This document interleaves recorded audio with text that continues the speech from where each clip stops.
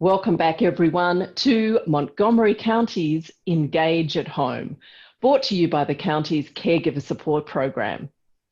Today's episode is focused on Montgomery County's LGBTQIA+ Health and Wellness Advisory Group. This group has been meeting since 2018, and we have two representatives from that group today to talk about themselves and also some of the goals and outcomes that have happened over the last 2 years. I'd like to introduce each speaker, and they're going to tell you a little bit more about themselves and their organisation. Our first speaker is Lee. Lee, would you please introduce yourself? Hi everyone, my name is Lee Blinder and I use they, them pronouns. I'm the Executive Director of TransMaryland. We're an organization that's dedicated to serving Trans Marylanders in the areas of legal, medical, and social resources.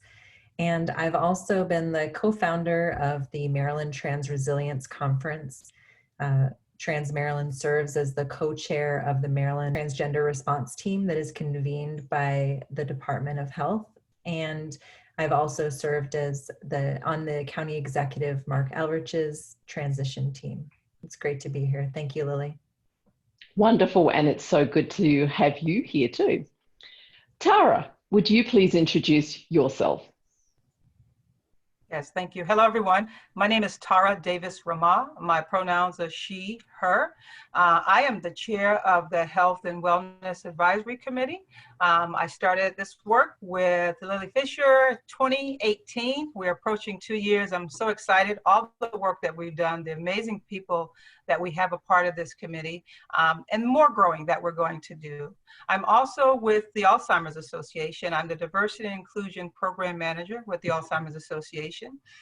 So not only do I work with the LGBTQ community, which I am a member of, I also work with the African American community, the Latino Hispanic community, Asian community, and the American Muslim Senior Society community. And the work that we do is to provide education to caregivers, to care providers, and the community on resources, how to better prepare to not only take care of your loved ones, but to help live while you're taking care of your loved one with this disease. So I'm so excited to be here and be a part of this conversation today. So thank you, Lily, and thank you, Lee. Thank you, Lee and Tara. It's wonderful to have you here today. I'm going to ask Tara, as the chair of the Health and Wellness Advisory Group, to tell us a little bit more about how we went about forming this group and the broader membership. Okay, thank you again.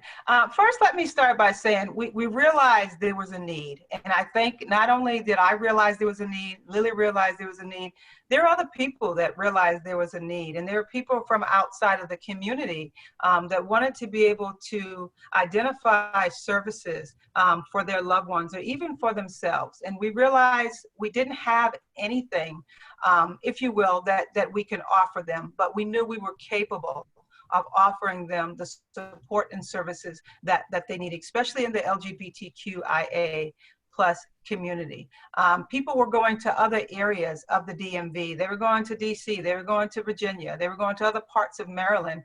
And we wanted to make sure that we were able to provide those services for the individuals in their own community. They didn't have to leave their community to get the much needed services that they requested. So we sat together one day, very bluntly, and we talked over lunch, and we decided we need to put this together, and we thought about who would help us to make this really possible. And we did a kind of a brainstorming of some key players, people that had reached, people that were dedicated and committed to helping the LGBTQIA, and they do it without a thought. You know, some do it because that's their job, but they do it because they're committed.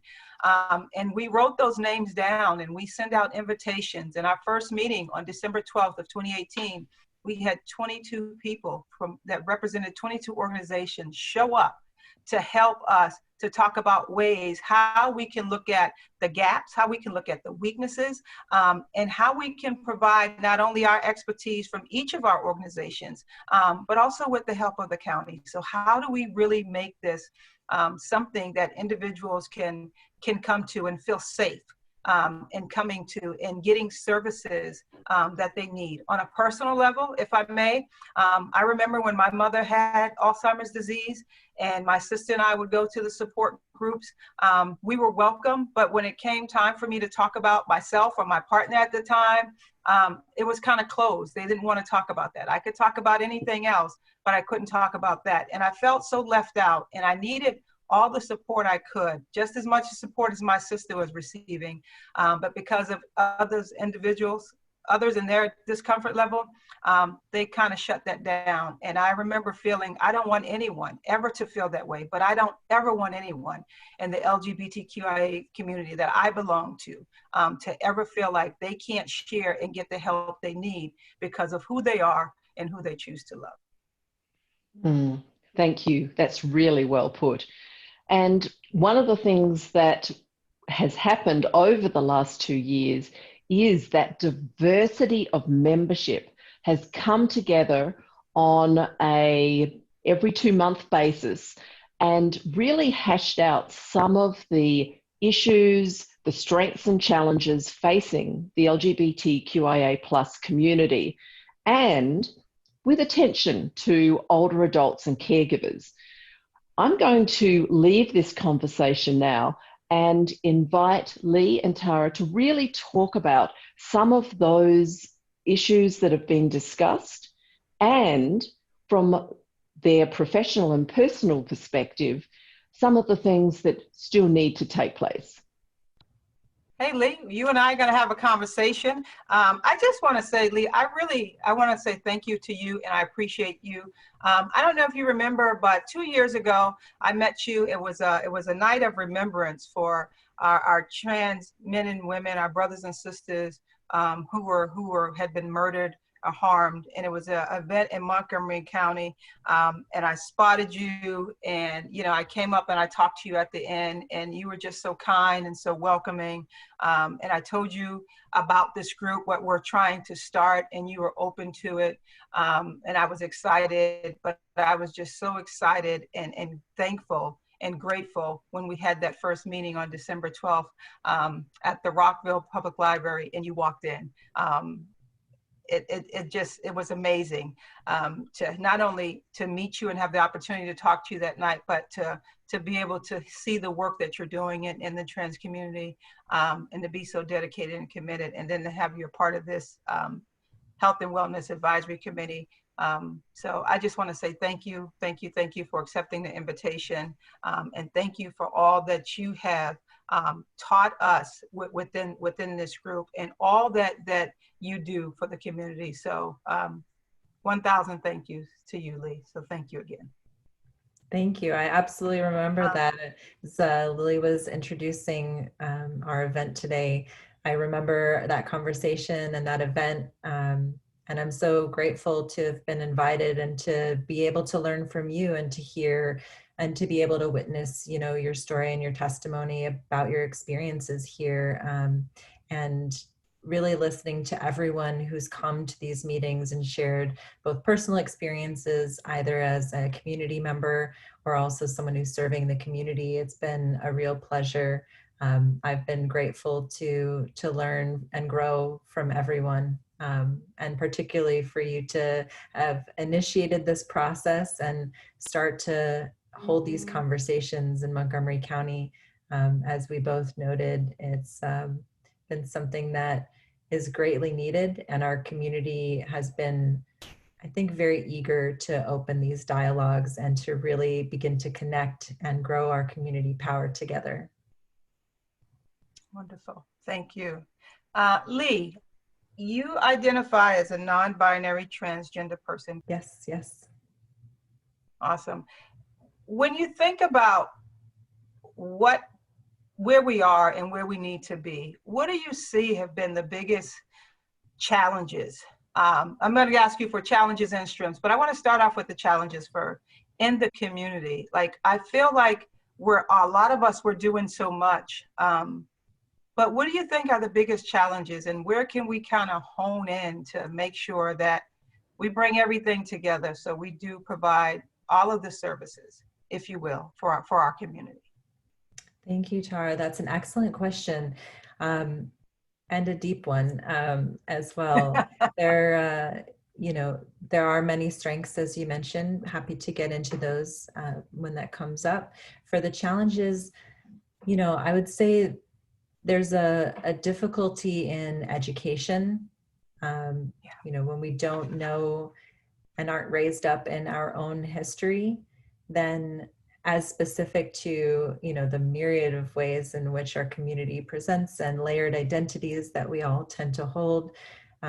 Without that history, it makes it very difficult, both for the individual as well as for our allies, to know and create a space in a world that has a place for us. And, because of that lack of education, then we end up educating as adults. And our society has not really had those spaces and doesn't have the language as well as create the opportunity. So our group and our roundtable have really enabled folks to share some of those personal stories and experiences in a setting and to be heard. And we're all growing and learning together because of that. Certainly to have education weaved in through curriculum would be amazing, both for, students themselves, for their faculty and teachers, and for their families at home. I see difficulties and challenges with all of those communities. And then as for additional challenges that are facing the community, I would have answered this differently before COVID, not having those physical spaces to connect. That's still a reality, but additionally layered, with COVID-19, we're all having a challenge of lacking that personal connection with one another. I often am looking to the community struggles of the past and really reaching out to elders at a time like this, both for folks who are worried about rights and access, and then also just for some experience in living through really challenging situations and pandemics as well. I think of the AIDS and HIV crisis, which we're still, dealing with today. And so I think about that in person, the ways that we have healed as a community and come together aren't accessible right now in the same ways that they were before. So the in-person spaces are a challenge. I don't know that adding those is the right time with a pandemic, but I'm hoping that we'll continue to really work together and collaborate across identity throughout our incredibly diverse community, and just really listen, try to involve, work to make things accessible, work to be open to hearing ways that we can improve and grow, because we all have them. I usually say, if you've met one trans person, you've met one trans person, and I can tell you about my own experience, and I shortened transgender there to trans. And transgender really means that when you're born, the birth worker calls out boy or girl, male or female, and we don't really have a third gender plus category.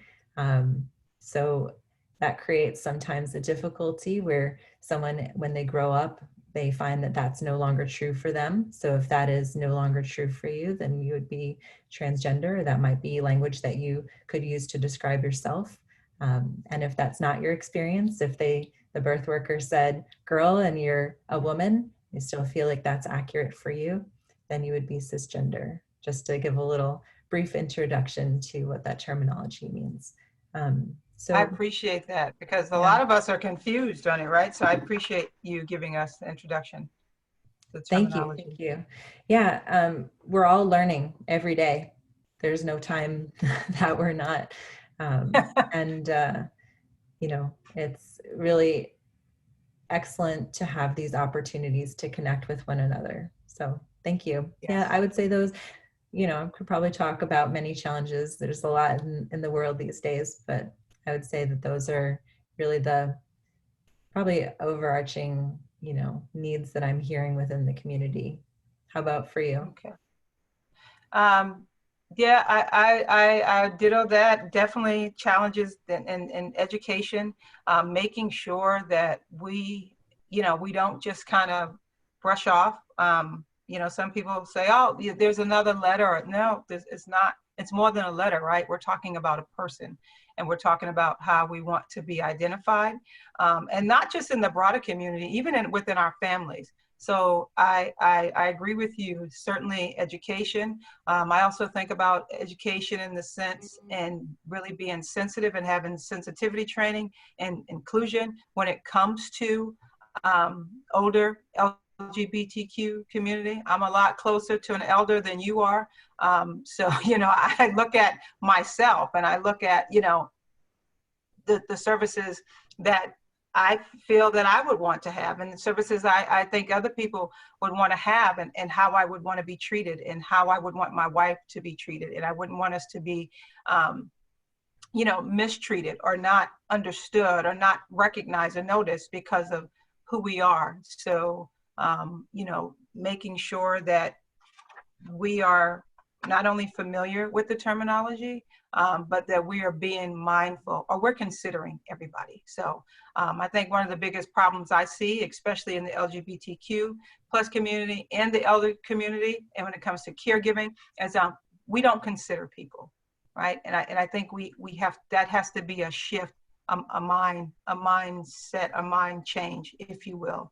I think also, you know, having curriculums for organizations and agencies that work with the population, work with our community, you know, making sure that all staff and everyone, you know, are considering and respecting and providing quality care to individuals who identify as such, and not doing things to try to change that, when we can begin to take our personal feelings out of that and just be personable and provide those services that are much needed for the community. Because I do know in our community, especially when it comes time for caregiving or having to look at facilities for our loved ones, a lot of us, you know, we second guess, we may be fearful because of the treatment that we think we may get. So how do we change that across the board? How do we really have that inclusion? Because the LGBT community has been here since the beginning of time, and we're always going to be here. So I think we just need to recognize that and just go on with our day, providing each other with respect and consideration. I can't agree more. I always like to quote Shige Sakurai, who is the founder of International Pronouns Day. And they also testified for us when we were passing the XID bill that added a third gender marker in the state of Maryland. And they're the first person in the country to have a non-binary X gender marker on their ID. And they always say that non-binary, and certainly could be expanded to the entire TBLGQIA community, and say that, you know, we've existed since time immemorial. I love it. I love it. Thank you. Now, what would you say the strengths are? So I think that the strengths of Montgomery County are really that we have an immense amount of educational resources at our disposal. We also have folks who are really dedicated to connecting with one another. We have, you know, DC is nearby, And so we can see some great successes with having a community center, having trans leadership, bringing about some amazing housing initiatives with No Justice, No Pride in DC. Definitely look them up if you're interested to see what trans folks are doing within their own community, specifically Indigenous, Black, and trans women. So I look to the ways in which we're able to really have the opportunity to grow from where we are. And there are many folks who've been working within the county to expand forms, to work within the school system, who are out in community, living openly and sharing. And I think that really brings us to a great place to build from. We're not starting from scratch, and it's excellent to see the momentum growing. I believe that we'll have a new LGBTQ plus coordinator position for the county for the first time, which is fairly exciting. We've not had such a position before. So I think that the momentum is growing, and we're just in that position to take all of this hard work that has been maybe not as visible and really take it to the next level.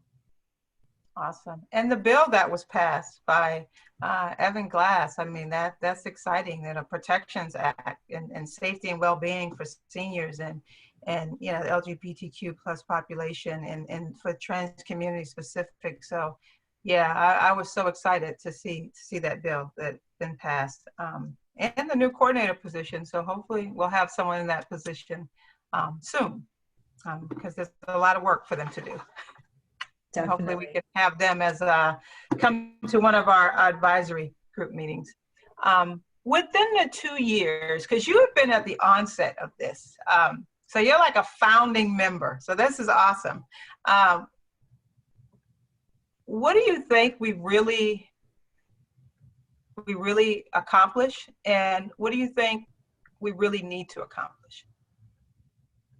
That is a great question.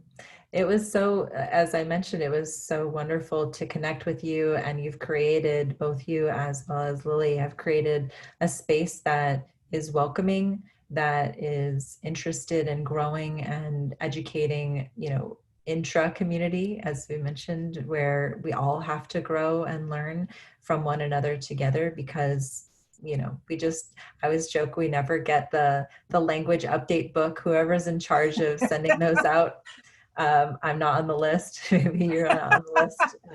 We're not getting those. And it's an exciting time, you know, when folks really feel comfortable. That's when language can really take off within community, which is exciting, but can leave some of us feeling uncertain of what we're supposed to be saying, and have to check in a little bit more with one another.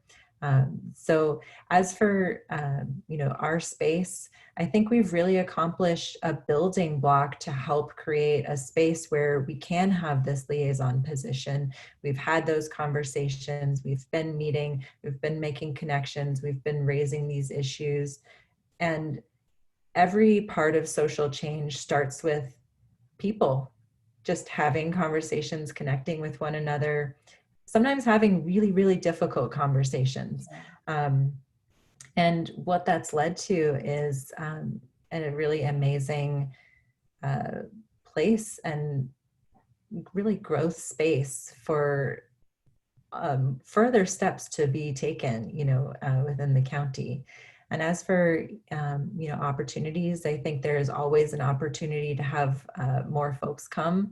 I think specifically looking to connect better with both the younger demographic as well as the elder demographic. I know that, you know, in person, sometimes it was hard, and now we've gone virtual, but there are barriers if someone doesn't have reliable internet or Wi-Fi or a computer, video, etc. You know, those are really real barriers in the time of COVID-19. For our young folks, yeah, you know, those are some of my best teachers. You know, I've been out and open within the community for probably about, I think it's about 25 years now, which is quite a lot. You know, again, things evolve and change, and we're at an exciting time. That is also a scary time for some as well. I want to notate that, but just an exciting time in which folks who didn't find a space for them are feeling more comfortable to be themselves, to be open. If, you know, they're transgender, they might be feeling more comfortable to transition. I didn't define non-binary for earlier, so I can say for myself as a non-binary person, what that means to me is that I'm not a man or a woman. And, you know, Shige's quote that I mentioned earlier about existing since time immemorial, as we're undoing a lot of these colonialist expectations over gender binaries, rigid expectations, white supremacy, all of those things, as we're really working to remove those from our society and from ourselves, because they're systems. And so they weave their ways into our practices and to our language. As we're looking at that and saying that, you know, third plus gender people existed in many cultures and still do throughout the world. This isn't something new, and it's certainly not just something for folks who look like me. And that's what non-binary means for me. As you're mentioning, you know, how we're building up this space, love to see more of the younger folks in the space as we're connecting and building out. I always feel that I'm helping to create the path for them to step into. I'm sure, you know, you feel the same, and I'm always uplifted in talking to our younger folks, because they just don't have as much many times to unlearn as we do. So they can think in exciting ways that aren't as encumbered by some of the unlearning that we have to do. Wonderful, thank you. I agree. I think you are certainly building the path, Lee, but I think you also, more than just building, you're laying the bricks, and you're really making way for those who are coming behind us, and even those who are before us, to you know, have the voice that they should have, and they need to have, and they want to have. So thank you for that, and thank you for doing the work. I love your energy.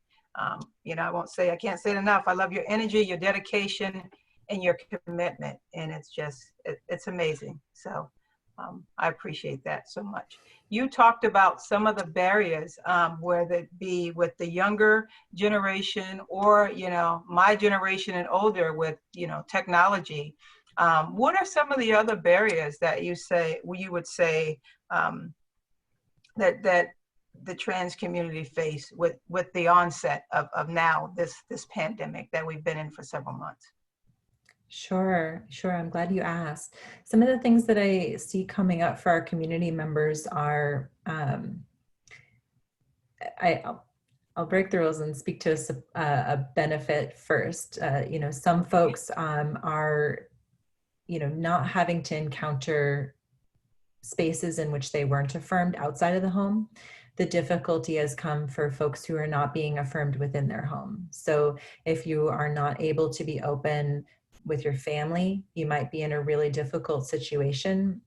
You might not have a private space to connect with folks, you know, to have a meeting with a therapist where you're talking about the difficulties with your family not understanding your identity. I don't think that's, you know, specific to just the trans community. I think, you know, the whole umbrella community for sexual orientation as well, folks are going through that. And, you know, maybe not having access to the ability to travel and to connect with in person, you know, just to get a hug from a friend. I think a lot of folks are experiencing, you know, deep loneliness and the touch hunger from not sharing, you know, that space with folks. You know, we were all talking about our animals. I think there's been a lot of increase in adoptions. So Yes. That's very exciting for, you know, folks to, I think, because we're really missing that connection with people, and, you know, where possible, people are, you know, adopting a furry friend into their home.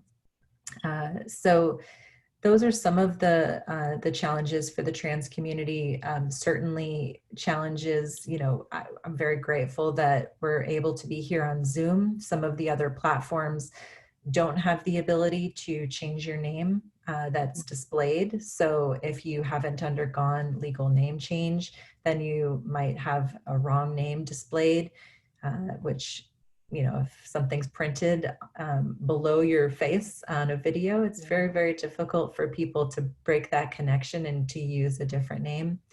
I love it because I can also add my pronouns, which we all have done. It's a great way to kind of normalize that. I always mention that folks who are not transgender, so who would be cisgender, adding their pronouns both on Zoom or using them in conversations. Let's say, you know, pronouns are not just for trans people. Everybody has pronouns generally, and some people don't, and that's fine. Some people just say, use my name, keep it simple. And additional question or difficulties that folks are facing, I would say, besides the challenge of, again, just your physical space that you're in and whether or not you're affirmed, a lot of folks experience really positive experiences outside in the world, you know, being affirmed on how they looked when they changed an outfit that felt right for them, and being able to access affirming healthcare. We've had with telehealth a lot of increase in access that way, but if you don't have a computer, if you don't have reliable internet, then you might not be able to see your doctor, or you might be stuck in an area of where you're staying where there's not an affirming provider, or you need to like actually be seen in person. So those are some of the things that are coming up for folks that they're concerned about.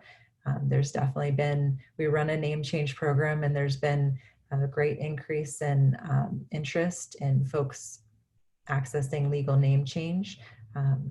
So I think, you know, folks are trying where they can, and we have a lot of opportunities in which to better serve folks. How about for you? What are some of the challenges that you're seeing? Definitely the being able to access the virtual programming. In the beginning, you know, when we were all kind of told that, you know, this is how we're going to work for however long, a lot of people were reluctant to, you know, to do the virtual meetings. Now people are seeing that, okay, we're going to operate like this. This is our new normal, if you will, for a while. So more and more people are willing to get onto the different virtual platforms.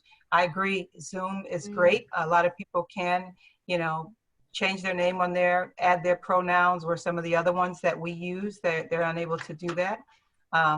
Individuals, you know, who from maybe lower socioeconomic backgrounds, you know, they depend on, say, the library for their Wi-Fi connections, or, you know, their place of employment or other places.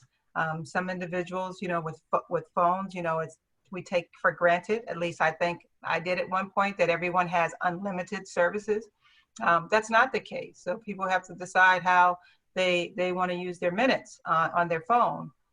So, you know, that has been a challenge, but certainly individuals who've been, you know, they've been a caregiver, but, you know, they were outside of the house. They would go to work and they would have someone come in. Now they don't have anyone coming in, and they're with their loved one 24 hours, 7 days a week. And you know, they're experiencing, you know, mental health challenges. They're experiencing the stress of being there with the individual, you know, all day, every day. And not because they don't want to, but they haven't had to experience that before, because they had the help, they had support. Those who can't visit their loved ones who are in facilities because of the pandemic and you know, the policies and procedures around, you know, not going into these types of places. So not being able to have the touch and the feeling, and especially for the LGBTQ community, you know, if they have someone who's in a facility, you know, wondering, is my loved one really getting the care? You know, it's really important. And I learned this when my mother was in a facility. Being there is important. The type of care, and I'm not saying anything harmful to any organization, but, you know, when you're there all the time and they know who to call, and they have a face with the name, and you're not just that family member who comes in on the holidays. You know, the services that your loved one receives is totally different. So those have been some of the greatest challenges. And then individuals not feeling like they have an outlet, a support group that they can identify with, where they can talk about their issues and have those issues addressed among people who identify just like them. Definitely. Yeah, I know I appreciate you mentioning all of those things. Yeah, our communities are going through a lot right now. I agree about the caretaking piece. I know we connected as folks who are experiencing that caretaking role. I was with my grandmother who passed away at the earlier this year. And it's a nuanced thing because I, was acting in a caretaking role for her. But also when I went to care for her was not being referred to using the pronouns that I use. Folks didn't understand my identity. And I think that goes back to that education piece that you were mentioning. I know, what kind of supports do you feel that you wish that you had as a lesbian, like within the community, or what would you like to see in the past, and then what would you like to come forward in the future? So in the past, definitely a support group for lesbians or LGBTQ community, led by LGBTQ community, not to feel like who I was didn't matter when it shouldn't have, because what really mattered was me getting the support that I needed as I was dealing with being a caregiver, a long distance caregiver for my mother, who I used to travel home from Maryland to Boston once a week to be with her for 3 days. And I did that, for a number of years, unfortunately, until she passed. But I wish I had that support then. I had the support within my family, which was great. But, our worlds are bigger than our family sometimes. So I wish I had that. Now I would like to see that. We do not have, has not been identified, support groups for the LGBT community when it comes to caregiving. So I would really like to have that, something that we do, something that we do. Also, we have memory cafes. I would like to see that for the LGBTQ community, where an individual is in the first stage of their disease and they're with other individuals who've also been diagnosed. And if they come together, and it really gives them a time to just kind of be who they are. And, I've been a part of a lot of the memory cafes, and it's just amazing to see the dynamics when individuals come together and they're just allowed to be, and they joke and say, of course, I don't remember, I can't remember. But it does something to them. The energy that it provides them is just amazing. So I would like to see, I would definitely love to see more support groups in Montgomery County and throughout the DMV, but especially Montgomery County, memory cafes, and then educational programs, where we talk about the presentations that we do for caregivers in the community, but it also has a focus on the LGBTQ community. So it's relevant. So it's not like a one size fits all, but it's really relevant, and people can come there and feel safe and feel that it's okay. They can be vulnerable, they can be authentic and get the help that they need and not worry about anything else. So that's what I would love to see. That sounds wonderful. Yeah, the specific thing that you really spoke to about having the group led by someone who is also either lesbian or part of the broader LGBTQIA community is really, really, I'm so glad that you mentioned that. I find that there's often a interest in having a non-community member, mental health professional. Folks always want to kind of pathologize the process of healing for whatever reason that folks are in the room, certainly under caregiving. but some element of lived experience is really, really needed. And I'm so grateful that you mentioned that and spoke to it. And the memory cafes, yeah, our whole world tends to be, focused on a certain lived experience here in the US. And that lived experience is not everyone's. So, I recall with my grandmother, it'd be everybody, what's your husband? Well, my grandmother did have a husband. She, that was her identity. So that was applicable for her. But because I'm, within this community, it comes up all the time. I talk to elders and folks who are young elders, maybe like yourself, who are thinking about their future and wondering what spaces that they'll have available to them. Are you're in those spaces as a caregiver, and then imagining, your future as a community member and saying, well, I'm going to have to disrupt everything and say, oh, actually I have a wife. I'm going to have to out myself in this space.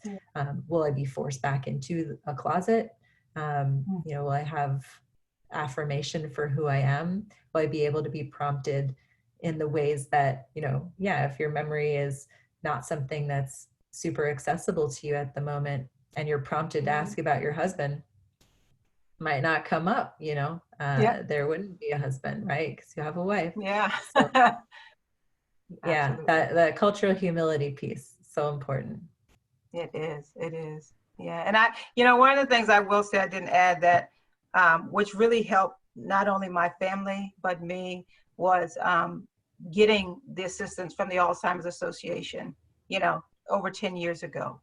That really helped me and my family, and my partner at the time, to get everything we needed and not feel like we couldn't be who we are because of anything else. So I'm so grateful to the Alzheimer's Association in many ways. And I'm also grateful to now to come back and, be that support for someone else in the role that I do. But speaking of support groups, isn't there a support group with the Trans Maryland? Yes, thank you. We do have a support group every Wednesday from 6:30 until 8, and we hold it on virtually. You can access that through our website, and the details will be provided in a link at the bottom of the screen. And we really, again, we're finding that, just as I spoke to, and as you had mentioned, Tara, folks want to be in a space and have a peer support space. It's, it doesn't have to be a mental health space. It doesn't have to be a mental health professional, but someone who maybe not has lived your exact same experience, because each of us are individuals. We can only live our own lives, but someone who has some threads and commonalities, who can speak to those issues, who knows what some of those experiences are outside in the world. And we've been holding those all throughout COVID. It's been a real joy to have that space. A lot of folks come on and say that they're just really grateful to see other trans people.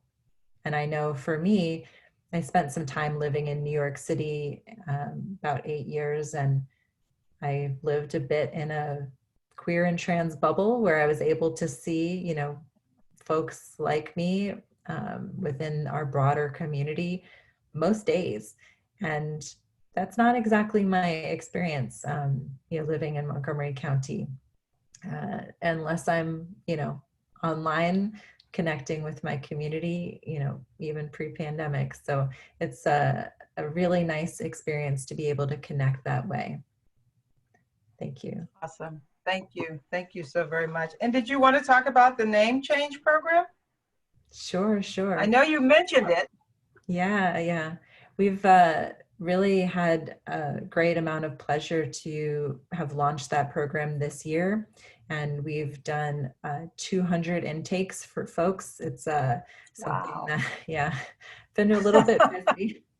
Got picked up by Them Magazine, which has a huge distribution. So got a large influx of folks at the same time. And, our community is concerned now. There are folks who are feeling really worried about their rights, about their abilities to access these kind of services.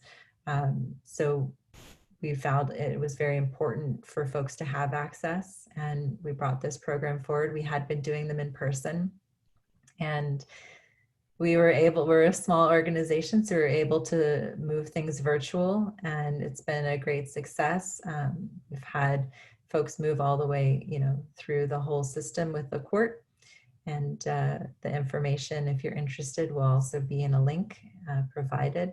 So it's been, I've mentioned that part of my job now sometimes entails emailing folks to tell them, congratulations, your name's changed, which is kind of my favorite job ever. Not to belittle any other jobs in the past, but it's a very enjoyable experience and really an exciting time to share with someone. Wonderful. Thank you for that. Leah, I know we talked about a lot. We even talked about our supports. Did you want to add anything to supports? The same question you asked me, which is a great question. Supports you wish you had then and supports now?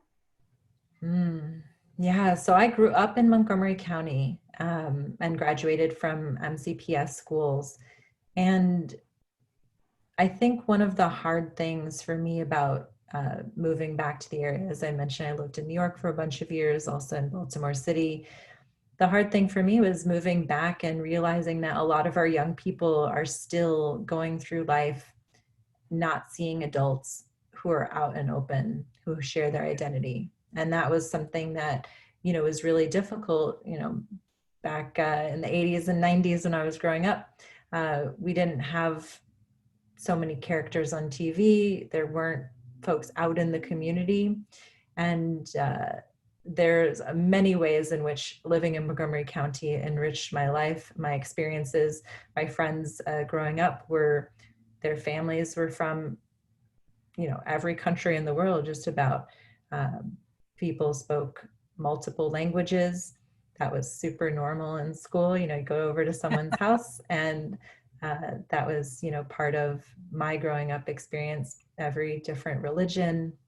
We had International Day or Family History Day was pretty cool at school.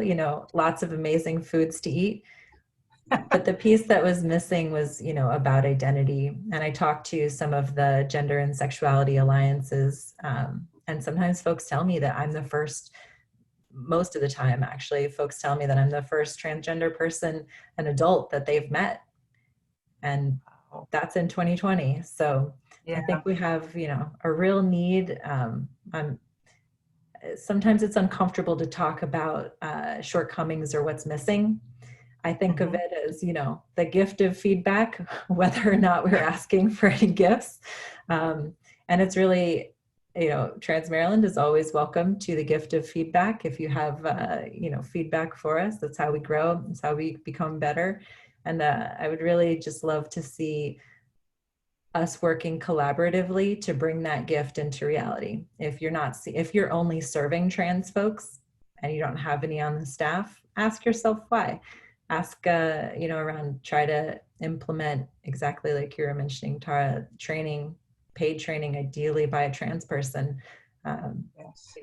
So that we can really have that, our young folks and our elders, meeting both folks on either side. I think Delegate Gabriel Acevero always talks about folks at the dawn and then the twilight of their lives. If we're serving those communities well, then we can better serve everyone who falls in the middle. Wonderful, thank you. So that leads into the next, a call to action, and you started to put some calls out there. Is there anything else you would like to add and a call to action? That is a great question. I think, in a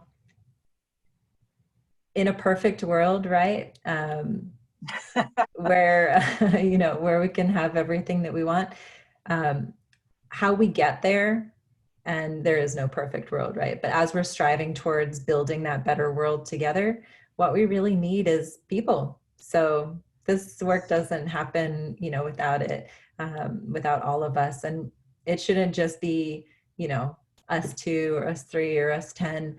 It really needs to be members of our whole community. So if you are looking at this call and you're saying, oh, I'm one of the letters that is not represented, on this video here. Please get in touch if you have a different, racial identity, if you speak a different language, if you are not seeing yourself reflected. Come, we really need you in order to make this work well-rounded, to make this work representative, and so that we're all working collaboratively to build out what it is that we want to see in our community. Absolutely. Thank you. I echo that 100%. We certainly need you. I agree with Lee. If you don't see your letter that you represent, please join us. If you do, still join us. We've done a great deal of work and we still have work to do, because you're right, it's not a perfect world, but I think we can make it great for a lot of people. But we all have to be committed to doing that. So we're looking for volunteers. If you're interested, you're listening and you want to be a part of the Health and Wellness Advisory Committee, please feel free to reach out to us. You can see the numbers that'll be on the bottom of the screen. Please contact us. If you're looking for a support group, if you want to be, hey, I want to be that support group facilitator. I want to be that memory cafe facilitator. I want to do educational programs. I want to be a part. Please reach out to us. We certainly need you. We would love to have you on board.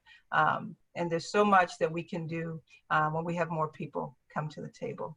So Lee, thank you. You have any other questions for me? I think we've covered so much. I'm just so appreciative for the time that we've spent together, both today and for these last 2 years. You were mentioning 2018. I can't believe it's been 2 years. Feels like, a minute. Nothing else specifically to add besides, join us, come and collaborate with us, come and call us in, help us improve. And let's see you either virtually or maybe one day again in person. Absolutely. Thank you. I look forward to that. Thank you so much, Lee. I appreciate you and everything that you do. Thank you. Same here, Tara. Thank you, Tara and Lee. What an amazing conversation. And really, you provided so much inspiration to continue doing this work. I want to remind everyone that Montgomery County has had for the last 2 years a LGBTQIA Health and Wellness Advisory Group, and it's been a public-private collaboration. We've had county representatives, nonprofits, local health providers, police, fire and rescue. We also have had members of the LGBTQIA community organisations as part of that group, including Whitman Walker and Chase Brexton. If you do need support, whether it's from TransMaryland, the Alzheimer's Association, or other healthcare providers, we're going to include those in the links associated with this episode. Please reach out. Our partners are here for you. Lee and Tara also talked about the new position that the county has established, the LGBTQ+ liaison position. I know on behalf of the rest of this advisory group, we are looking forward to working with this new position and helping that person really understand what the needs are in Montgomery County and bring the 2 years of knowledge and wisdom to be shared. So we've reached the end of our time together today. It's been an amazing, amazing conversation. And I just want to invite our 2 speakers to share any final words. Lee? Thank you, Lily. Again, such a pleasure to be here with both of you. I always enjoy our time and our meetings together. I learn and grow so much. For our community members, please reach out if you have concerns or needs. You can reach us at our digital support group. You can find us for name change assistance. And we also have a peer-to-peer community space online called TransMaryland Community. We look forward to connecting with you. And for those who are interested in volunteering, you can also email us at info@transmaryland.org. The link will be in the comments in the listed below. And just wanted one more time to thank Tara for our conversation earlier, and looking forward to what we'll all work on together as we grow through this pandemic and support one another. Thank you, Lee. Tara, final words. Yes, thank you, Lily, and thank you, Lee. Thank you, everyone, for taking the time to listen to what I think we had a great conversation today. I just want to say, we're here. The Alzheimer's Association is here. The Trans Maryland is here. Montgomery County is here. If you feel that, you need more resources in education, even if you want a care consult, you can call our 800 number, 800-272-3900, or you can visit our website at alz.org/NCA for the National Capital Area. We are offering all of our programs and service virtually. They're all free of charge to you. We also have Spanish-speaking support groups that we're starting next month. So all of that is listed on our website. And if you want to be involved, if you want to become a volunteer, if you said, this conversation was amazing, but you've been moved to just do more, please feel free to reach us, give us a call. We'd love to have you on board. We'd love to work with you and partner with you. Lily, thank you. Lee, wonderful conversation. Enjoy speaking with you, talking to you, always learning something from you. So thank you. I'm glad to do this work alongside of you. So thank you so much. Thank you, everyone. Thank you. So this has been an Engage at Home episode brought to you by Montgomery County, Maryland.